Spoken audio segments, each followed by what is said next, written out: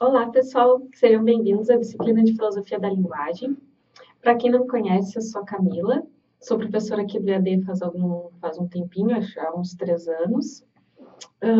Bom, a minha especialidade é, ao longo da minha graduação, do meu mestrado, é Filosofia Antiga.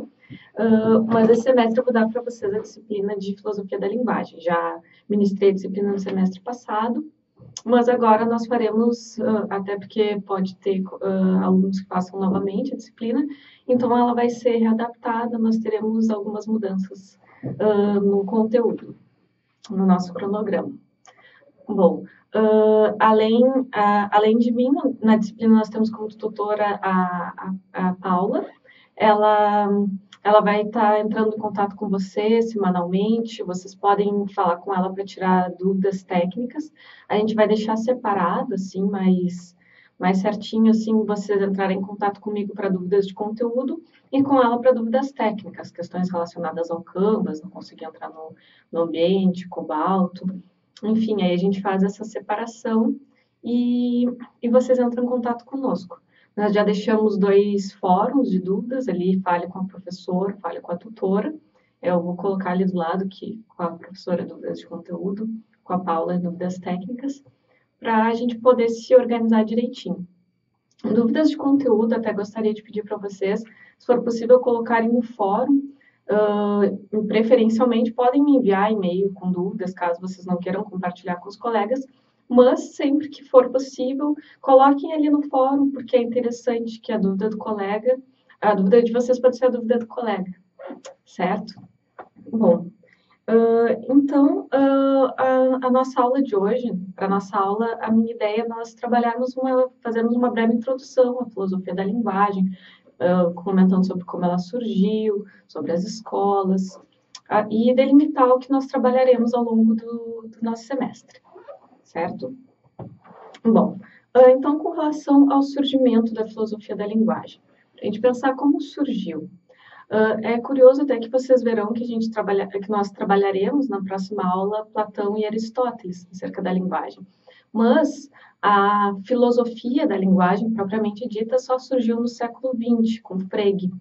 Já se tinha antigamente estudos sobre a linguagem, mas a linguagem não era vista como objeto em si de estudo, ela era instrumental, ela era vista como instrumento para trabalhar outros temas, como, por exemplo, a possibilidade do conhecimento através da linguagem.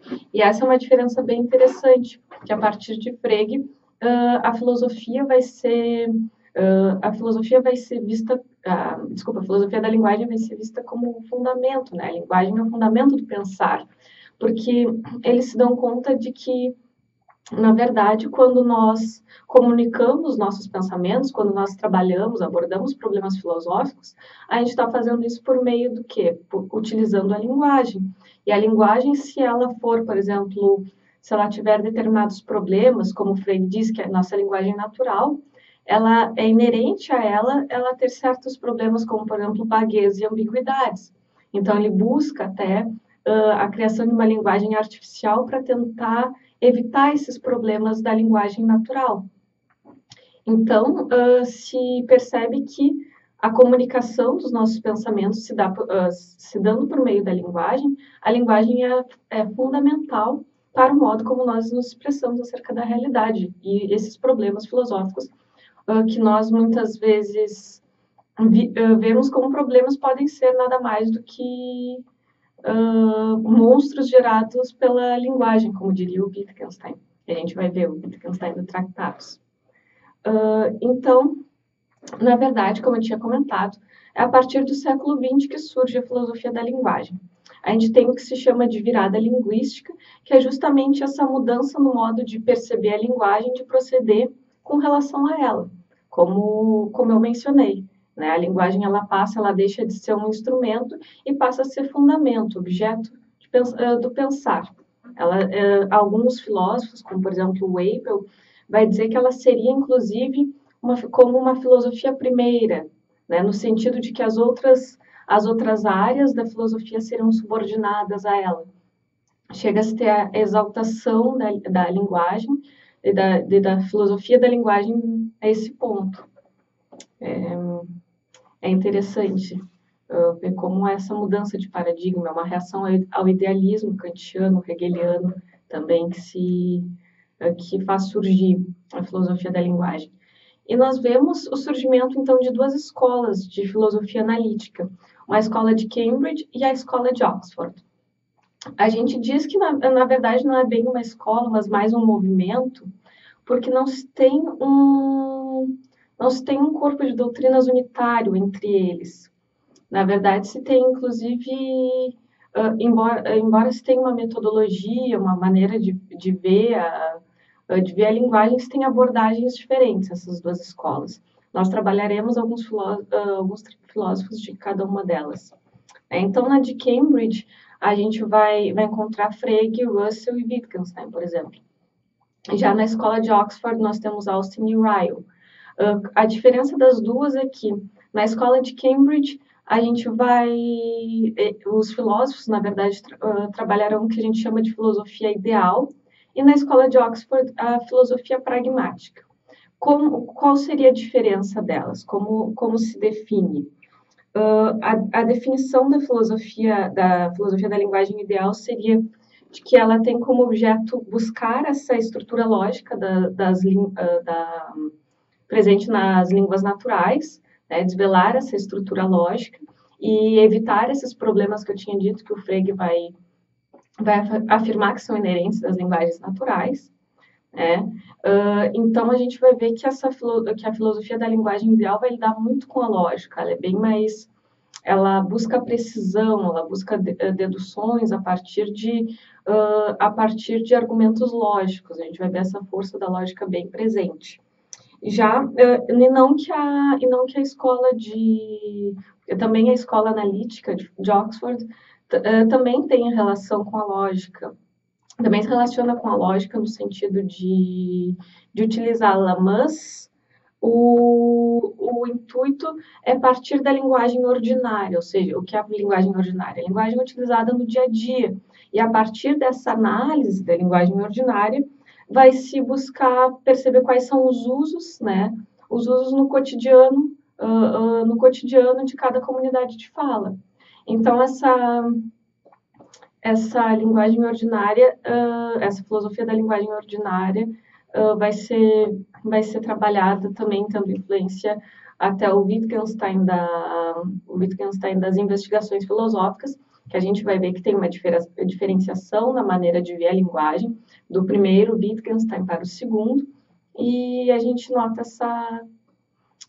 essa mudança de abordagem e essas influências. Então, a linguagem vai ser vista a partir de como ela é utilizada, e não mais a partir de argumentos lógicos, certo?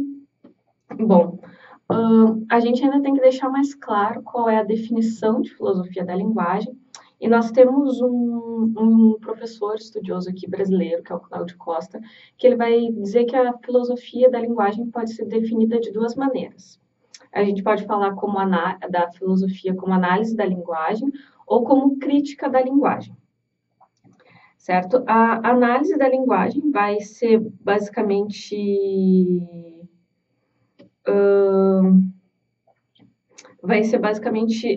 essa tentativa de analisar o funcionamento e de analisar a natureza da linguagem, enquanto que a crítica da linguagem vai utilizar a linguagem como pano de fundo para trabalhar problemas filosóficos.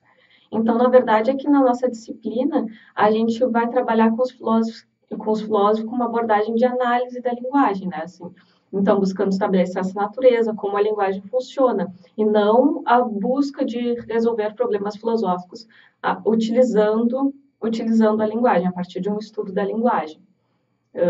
Como a nossa disciplina é bastante teórica, nesse sentido, então, a gente vai centrar na análise da linguagem. Mas nós temos essas duas possibilidades. Bom, também é importante a gente ter em mente que a filosofia ela pode ser vista como eu apresentei aqui para vocês a escola de filosofia analítica da linguagem, mas nós também temos a filosofia não analítica da linguagem. E qual seria a definição, como se diferenciaria essa filosofia não analítica da linguagem da filosofia analítica? Bom, enquanto na filosofia analítica da linguagem a gente tem essa busca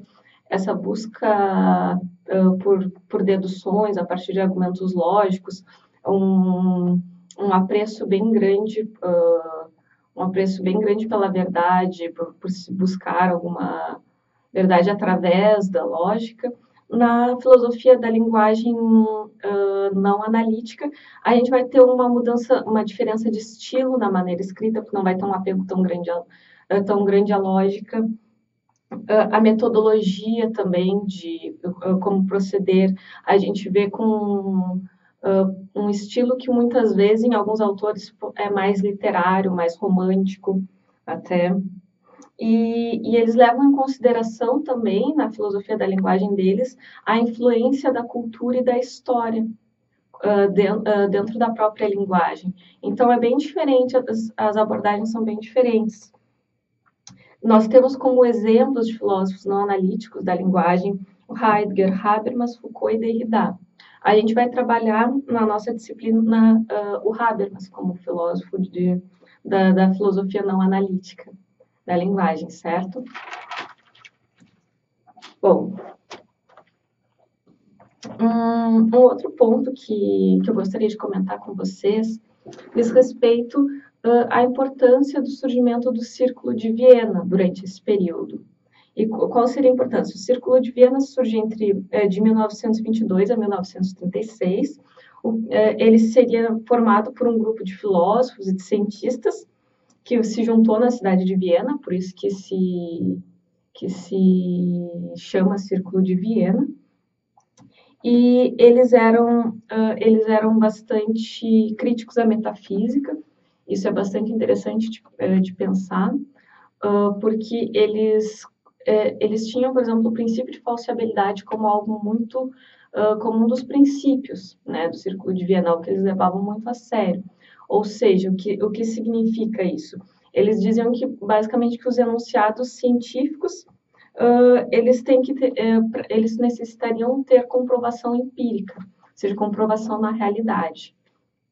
Então, aqueles temas trabalhados pela metafísica, para eles, não teriam essa possibilidade de verificação empírica. Como é que a gente vai trabalhar temas como Deus, liberdade, a existência da alma, por exemplo, de maneira empírica?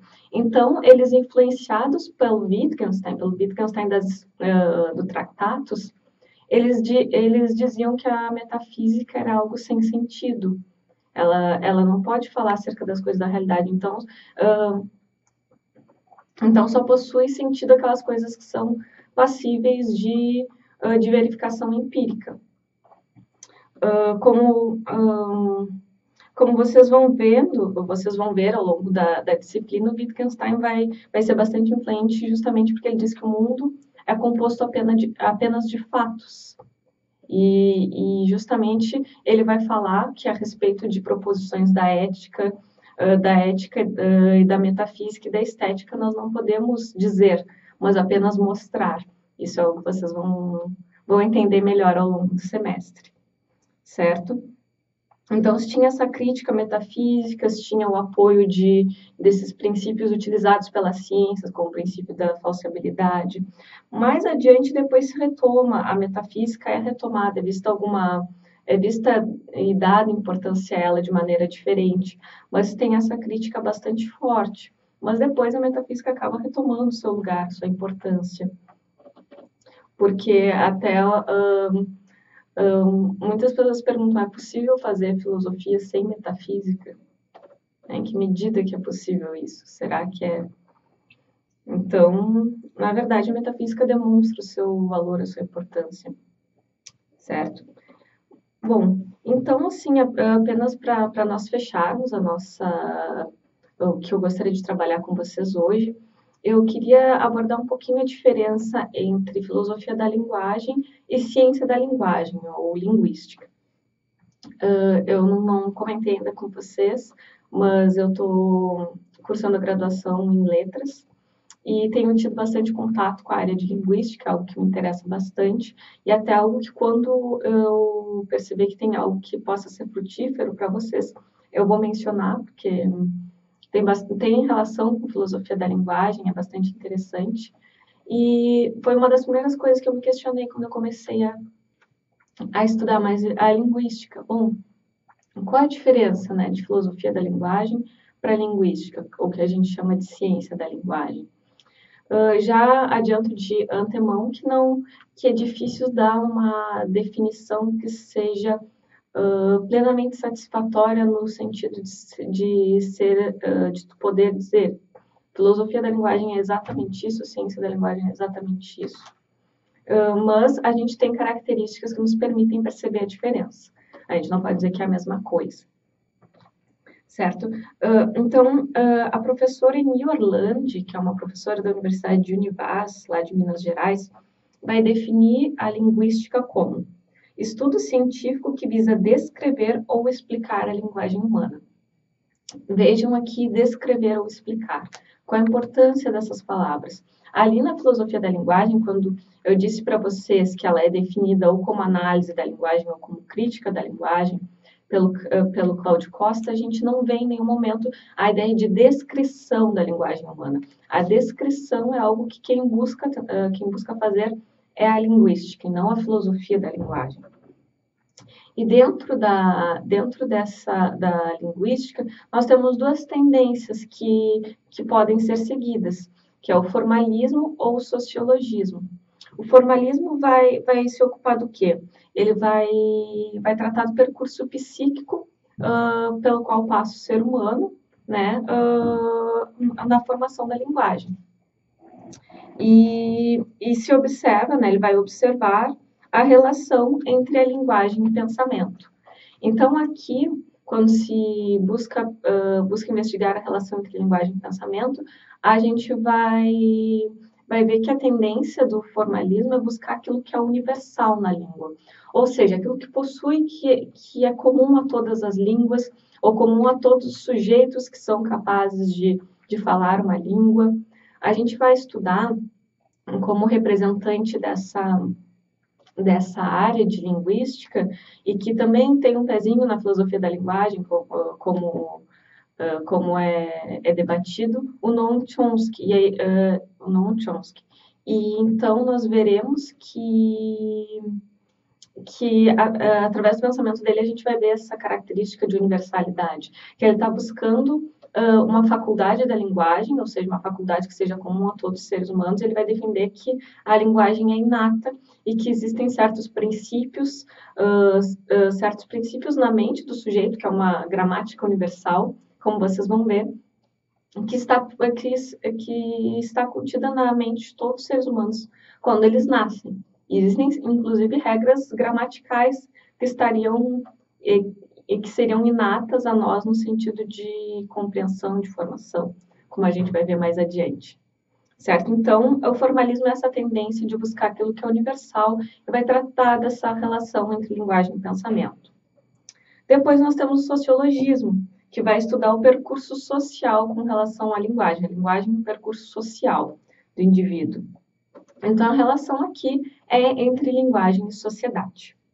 Bom, no sociologismo vai se buscar aquilo que é múltiplo, aquilo que é diverso. Então, por exemplo, quando se analisa em sociolinguística, que é uma área da linguística, se analisa, por exemplo, diversos dialetos da região sul, vai se buscar aquilo que é diferente nesses dialetos, como em uma determinada região se fala determinada palavra, como eles se expressam gramaticalmente, qual a influência disso. Então, na verdade, na sociolinguística, eles vão justamente buscar aquilo que é diferente, que é único a cada língua. Então, a gente tem essas duas possibilidades de trabalho dentro da linguística, certo? Bom, e quais são os temas que a filosofia da linguagem, que a linguística trabalha? Bom, aqui na filosofia da linguagem, vocês vão ver que a gente trabalha a noção de sentido, de referência, a relação entre linguagem, pensamento e mundo é bastante presente. Enquanto isso, na ciência da linguagem, na linguística, a gente vai ver a relação entre linguagem e sociedade, como eu mencionei para vocês, teorias do discurso, por exemplo, que são bastante interessantes, que é uma análise que se faz, por exemplo, a partir do discurso de uma determinada comunidade de fala. Por exemplo, vai se analisar a ideologia que há no discurso daquele grupo social, por exemplo. Isso faz parte dessas teorias do discurso, uma abordagem bem diferente. Nós temos temas como, por exemplo, a relação entre linguagem humana e comunicação animal, no sentido seguinte: existe afinal uma linguagem animal? Os animais utilizam linguagem ou apenas comunicação? Vai se ter muitos questionamentos acerca disso. De modo geral, se defende que os animais possuem comunicação e não linguagem, porque, por exemplo, nós temos a característica de criatividade na língua, né, na nossa língua. Por exemplo, eu posso falar para vocês isso que eu estou falando de diversas maneiras. Eu não preciso utilizar sempre as mesmas palavras para explicar o mesmo conceito para vocês. Caso algum de vocês fosse numa aula presencial e tivessem dúvida e dissessem, professora, não compreendi, eu tentaria explicar de uma maneira diferente, porque eu consigo, porque eu posso, porque enquanto ser humano eu tenho essa capacidade. Já um animal não. Um animal, se ele quer comunicar determinada coisa, que eles têm capacidade comunicativa, eles vão comunicar pelos mesmos sinais, da mesma maneira, sempre da mesma forma. Então, na verdade, esse é apenas um dos vários critérios que se analisa a linguagem humana com relação à comunicação animal. Na verdade, é algo que se debate, não é um assunto fechado, certo? Então, de modo geral, a gente vê que na ciência da linguagem há uma busca por essa busca de descrição da linguagem, que não se tem na filosofia da linguagem, e se tem um apoio empírico de investigações científicas muito maior que na filosofia da linguagem. Não que não tenha nada na filosofia da linguagem, como, por exemplo, como a gente viu, que nós trabalharemos da escola de Oxford, que eles buscam, né, analisar a linguagem através da nossa fala ordinária, mas a diferença é que, principalmente aqui na linguística, a gente vai ter um aporte da ciência. Por exemplo, vai se ter pesquisas sobre como é o funcionamento cerebral, isso no Chomsky que vocês vão ver, vai se pensar, existe uma faculdade da linguagem, ela está localizada em alguma parte específica do cérebro, por exemplo. Então, na verdade, tem um aporte científico muito maior, essa importância que se dá às teorias, né, as teorias científicas e as investigações empíricas mesmo, certo? Então, como vocês veem, a minha proposta para o nosso semestre é que a gente consiga abarcar um pouco de cada uma dessas escolas, para que vocês tenham conhecimento não só da filosofia analítica de Cambridge, que é a que a gente costuma mais trabalhar, que é a que de fato eu trabalhei no semestre passado, mas que vocês conheçam um pouco de cada modalidade. Porque, então, com relação à escola de Cambridge, por exemplo, nós trabalharemos Frege e Wittgenstein. Na de Oxford, nós trabalharemos o Austin. Com relação à filosofia não analítica, a gente vai trabalhar o Habermas. E na área da linguística, que alguns estudiosos colocam como filosofia da linguagem, outros colocam como linguística, a gente vai trabalhar o Noam Chomsky. Então, assim, a gente fica bem diversificado, vocês têm um panorama bem completo da disciplina, um conhecimento que vocês podem aprofundar mais adiante, certo? Eu espero que vocês gostem da disciplina. Vocês podem entrar em contato comigo com a tutora Paula sempre que vocês necessitarem. Assim que eu puder, eu vou responder. Não se preocupem que vocês não vão ficar sem respostas, certo? Então, a gente vai entrando em contato. E eu desejo um bom início de semestre para vocês, boas aulas. Certo? Abraço.